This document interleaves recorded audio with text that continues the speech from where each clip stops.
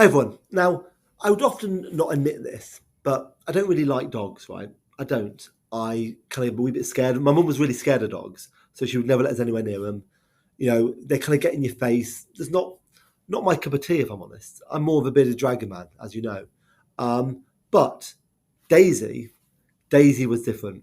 Daisy, our lovely school dog, I I love Daisy, right? And I loved her a lot, but I know pupils, staff, Mrs. Prosser loved it even more. So we were utterly gutted on Friday when we found out that she passed away. Really, really sad. And so much so that I actually had to tell my own children about it. And they were really sad because they love her too. And my wife, who runs the Pencoitra Autism Base, who has Daisy across there as well, was devastated too. It was a whole family affair.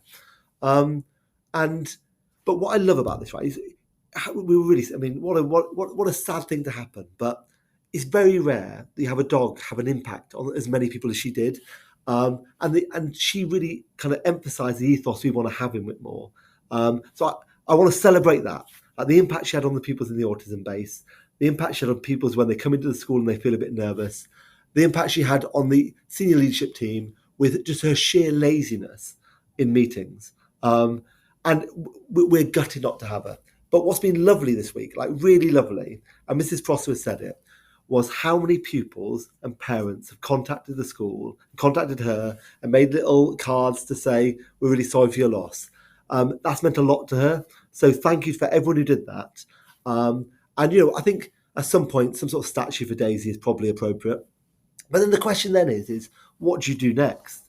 Now, I once had a guinea pig called Fluffy. Right, true story. This I love Fluffy, and then Fluffy died, and I was devastated.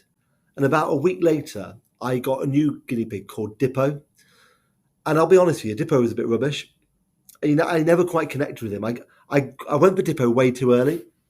And so the question is what do we do now with school dogs? Because I, I couldn't just suddenly have another school dog now. It'd be wrong.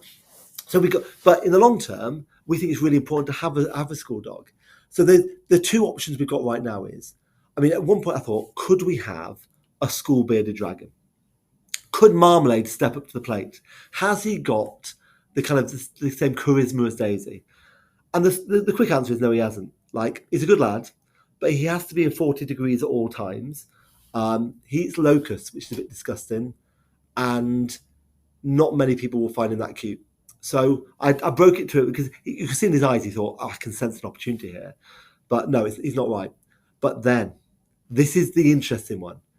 You won't know this, but Daisy has a brother. She does. He's called Blue. Now, where Daisy is lazy, Blue is energetic.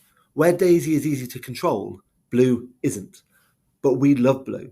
If you ask my children which dog they loved more, Daisy or Blue, and they love Daisy, but they loved Blue. But we don't want Blue to suddenly step into this school and try and take over Daisy. That's impossible. But there is talk after Christmas, maybe, of Blue being introduced to the school. Now, I think that'd be a lovely thing. I don't think it in any way pulls away from the impact Daisy's had.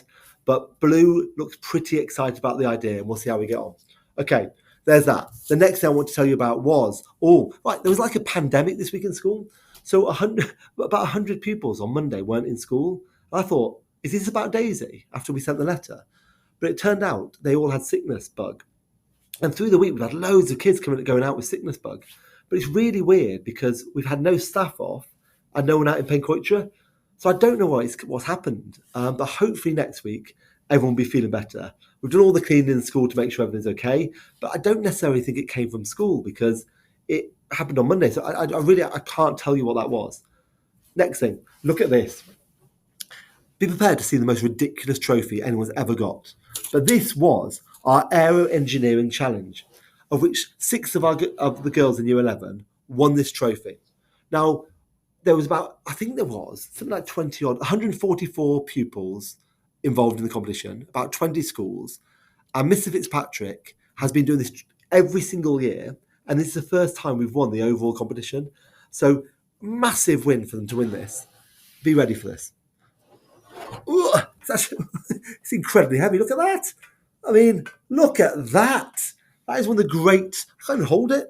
Um, that that is one of the great trophies. So well done to Mr. Fitzpatrick, because all the work that he does to make that happen, and I'm delighted, and well done to the pupils. Really, really impressive. And then the last thing I want to tell you about was, what do I want to tell you about? Oh yeah, it was the autism base went to Llangrannog this week. So they went from Monday to Wednesday. My wife took the Penquoitra Autism Base from Wednesday to Friday, and the pupils have had an amazing time. So thank you to all the staff who got involved with that. These are pupils who may have never even been away from home on their own before, and it's been brilliant. I heroically have looked after my children on my own. Just thought I'd put that in as well. But there we are. Great. So have a lovely weekend.